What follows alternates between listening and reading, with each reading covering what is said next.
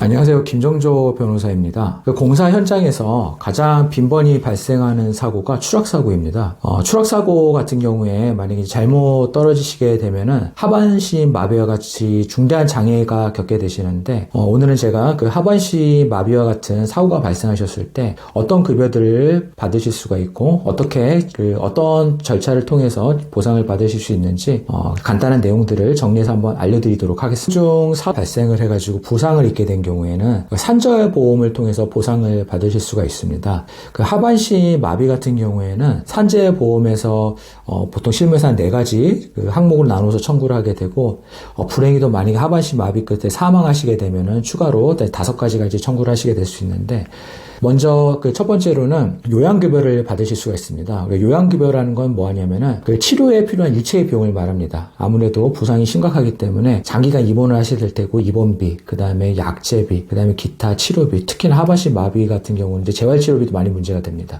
재활치료비 이 등을 받으실 수가 있는 거고, 나아가 휴업급여도 상당히 큰 부분을 차지합니다. 하반신 마비가 발생하게 되면 이제 근로자가 일을 하실 수가 없게 되니까 실질적으로 그 근로를 하지 못하는 기간 동안에 이제 급여를 받으시게 되는데, 구체적인 사업마다 다르긴 합니다만 통상적으로는 평균 임금 한 70% 정도는 이제 받으실 수가 있고요.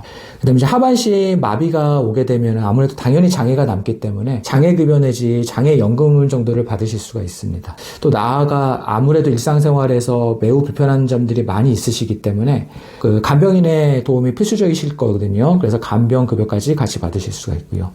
만약에 재해자분께서 사망에 이르시게 된다고 하면은 유족급여라든지 장의비까지도 받으실 수가 있게 됩니다. 장애연금에 대해서 조금 더 자세히 설명을 드려보면은, 우리가 보통 장애 등급이 1등급에서 한 3등급 사이의 경우에는 장애연금을 받으실 수가 있는데, 하반신 마비 같은 경우에는 1등급이 많이 나오는 편이긴 합니다. 그러면은 이 담당 주치의로부터 장애 진단서를 받아가지고 그 근로복지공단에다가 장애연금 신청을 하게 되면 심사를 거쳐서 이제 보상을 받으실 수가 있게 되는데, 이때 아까 말씀드렸듯이 이제 하반신 마비의 경우에는 크게 한 4가지 정도, 요양급여, 휴업급여, 간병급여, 장애급여 및 장애연금까지 받으실 수가 있으니까 관련된 기록을 충분히 모아서 이제 신차 청구를 하시는 게 좋습니다. 아무래도 이제 업무 중 발생한 사고이니까 이 부분에 대해서도 좀 입증할 수 있는 자료도 모아두시고요. 관련된 치료라든지 치료 내역이라든지, 그 다음에 이제 장애가 어느 정도 지속될 것인지라는 내용이라든지, 의사분들의 진단서, 소견서, 그리고 비슷한 사례에 있어서 얼마만큼 보상을 받았는지를 미리 정확하게 알고 계신다고 하면은 실질적으로 받으신 보상금액 차이가 많이 발생하게 됩니다. 이 부분들을 꼼꼼히 챙기셔가지고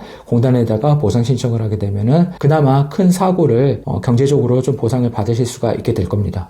이 업무 중 사고로 중증 장애를 입게 되면은 근로자 입장에서는 정신적으로도 정말 큰 고통을 받으시게 되고요. 실제로 제가 상담을 해보게 되면은 제 앞에서 이렇게 눈물을 보이시거나든지 말을 제대로 잊지 못하시는 분도 상당수 많이 보게 됩니다. 이런 분들을 위해서 지금 해드릴 수 있는 거는 보상을 충분히 받아들이는 거겠죠. 그 보상 신청을 어떻게 하느냐에 따라서 결과가 달라지는 경우가 많습니다. 그러니까 만약에 내가 중증 장애로 고통을 받고 있다, 근데 좀 많은 보상을 받고 싶다라고 한다면 전문가의 도움을 한번 받아보셨으면 좋겠습니다. 오늘 영상 마치겠습니다. 감사합니다.